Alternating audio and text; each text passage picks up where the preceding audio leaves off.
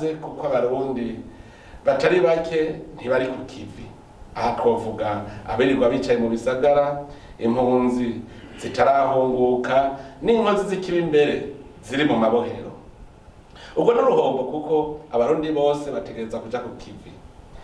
Ku bijanye n'Abarundi bakiri mu buhungiro, turashima ko igice kinini kimaze gutahuka kandi ko n'abandi babandanya bashika mu gihugu c'amavukiro.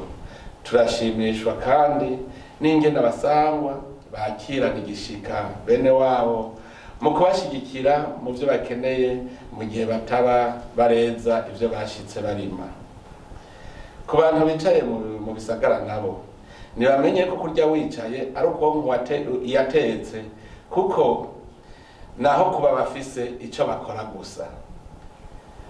Barya mwatsi indaro no kubera ubuntu buranga Abarundi, nayo hajya usanga barashegeshwe.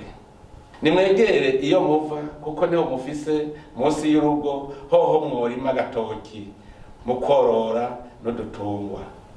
Niyo ntumbero yatumye uburongozi bw'igihugu bwiyumvira inzira yo gusahiriza mu iterambere mu gushigikira abenegihugu biyegeranirije mu makoperative, cyane cyane urwaruka n'abakenyezi. Ku bari mu bihano nabo kubera ubube gito, nta kindi twokora atari ukuguma twigisha akarangamutima k'umurundi kugira ngo twese tugendere ubuntu, gutyo inkozi z'ikibi zigabanuke mu gihugu cacu.